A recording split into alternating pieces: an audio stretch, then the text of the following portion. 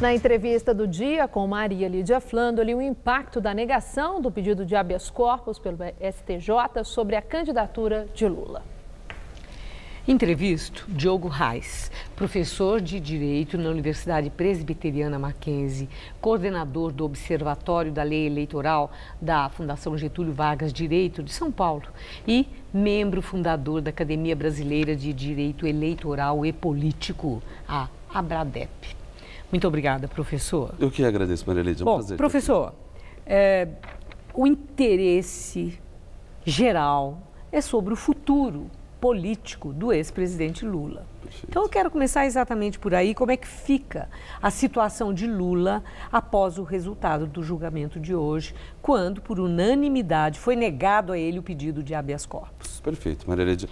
É muito importante a gente fazer uma distinção de dois campos. O campo criminal, que é onde ele enfrenta, da onde saiu esse resultado do habeas corpus, e o campo eleitoral, que é uma outra passagem.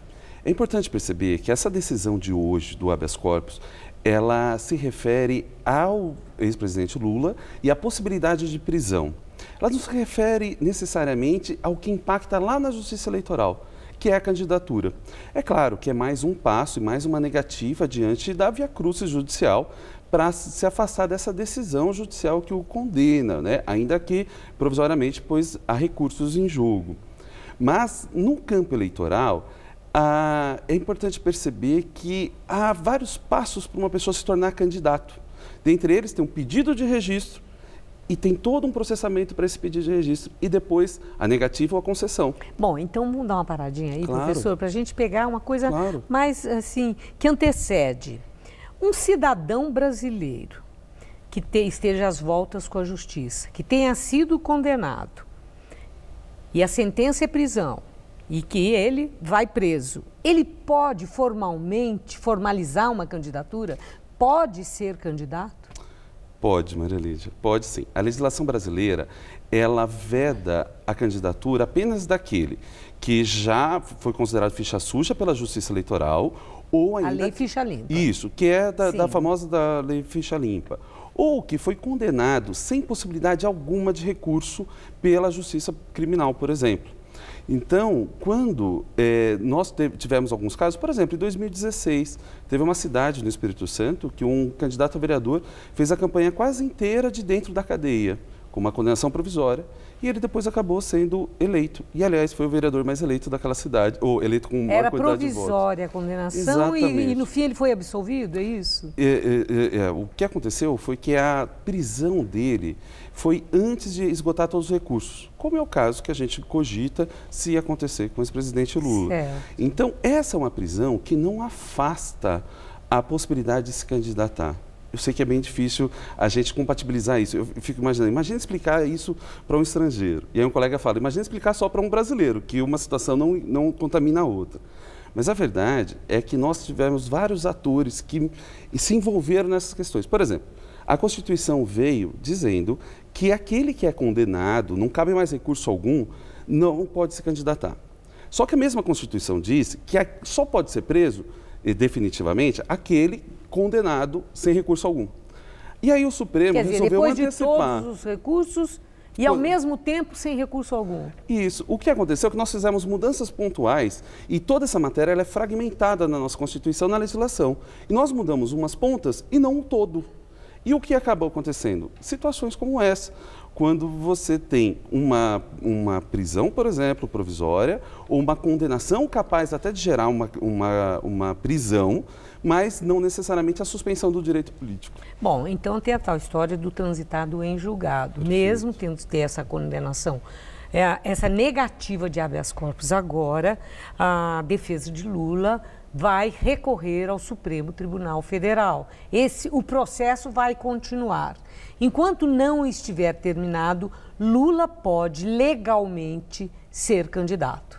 Isso, ele pode legalmente solicitar a candidatura. Solicitar Perfeito. a candidatura e o PT já disse que mantém Lula como pré-candidato do PT e vai configurar formalmente isso na convenção partidária. Sim. Muito bem. Uma vez definido pelo partido político que o candidato é o ex-presidente Lula, mesmo com o processo em andamento no Supremo Tribunal Federal, Lula, o próximo passo é registrar no Superior Tribunal Eleitoral? Isso, é pedir o registro no Tribunal Superior Eleitoral. Agora, aqueles pontos que o senhor falou, para a concessão do registro, o que acontece? Basicamente, o candidato tem que atender 2 grandes eixos. Um é atender as condições de elegibilidade, que é, por exemplo, ter idade mínima, ser brasileiro e tudo mais. E o outro é não ter um impedimento, que é chamado de pressuposto negativo, que é os casos da famosa lei da ficha limpa.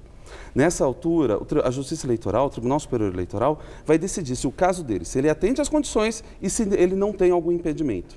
Só que isso tem um processo que pode durar, em média, 30 dias. Quando é a data para ele solicitar o pedido de registro? É até às 19 horas do dia 15 de agosto da campanha. Ou seja, limite. É o limite. Ou seja, a véspera do início da campanha. Enquanto não se decide, a jurisprudência da Justiça Eleitoral... Solicitar o registro. E a resposta? E a resposta... Do tribunal. Para passar todo o trâmite, se não houver atraso algum, ela leva em torno de 30 dias. Mais 30, quer dizer, Mais já 30 estamos dias. no meio de setembro, campanha, às vésperas da votação. Exato. Da eleição, às vésperas da eleição, provavelmente 15 dias antes. Bom. Então, enquanto o sujeito pediu e não tem uma negativa, ele é um pré-candidato como todos os outros. E com todos os direitos. Está fazendo campanha, exatamente, na no televisão, rádio, na televisão, nas ruas, etc. Exatamente, na internet. Muito bem. Agora, nós estamos falando, nós estamos aqui desenhando cenários possíveis. Então, no caso do ex-presidente Lula. Então, chegou setembro, meio de setembro, e o tribunal aceita a candidatura. Muito bem, é um candidato normal. Chega o dia da eleição, tem a votação. Porém, não tem o fim, não foi transitado ainda todo o processo. Em julgado, como falam os doutos jurisconsultos. Eu pergunto, se eleito Lula, e não finalizado o processo, ele pode ser diplomado? Sim, se for eleito. E ele tiver uma decisão já terminativa, porque nesse caso, a Justiça Eleitoral ela vai ter a decisão talvez a mais importante do caso. Claro que o Supremo pode rever algumas decisões, mas a partir dali ele pode até ser diplomado, se até esse tempo não mudou-se a figura do recurso. Uma vez diplomado, supondo que finalize o processo no Supremo e seja condenado, o que acontece com esse candidato eleito e diplomado? Pois é, a gente tem que pensar que a diplomação costuma ocorrer nos últimos dias de dezembro e a posse no dia 1º de janeiro. Sim. Então, se acontecer entre esses 10 dias, em torno de 10 dias, entre a diplomação e a posse, nós não temos uma norma específica para isso. Há entendimento jurisprudencial entendendo que ele já não poderia ser atingido, porque ele já foi diplomado. Ele já foi diplomado.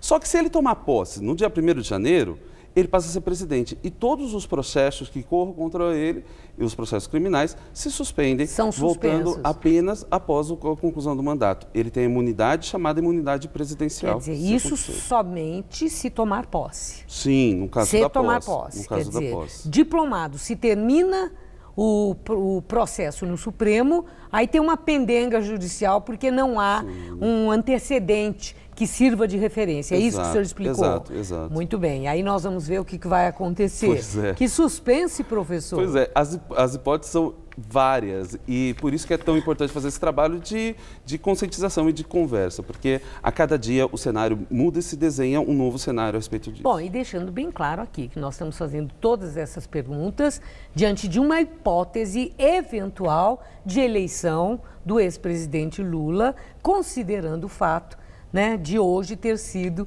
negado por unanimidade no STJ o pedido de habeas corpus. Não estamos admitindo a possibilidade, dando como certa. Deixar isso bem claro. Perfeito, é uma hipótese. Perfeito. E eu agradeço muito os esclarecimentos, professor. Eu que agradeço, Maria Lídia. Uma boa noite. Boa noite.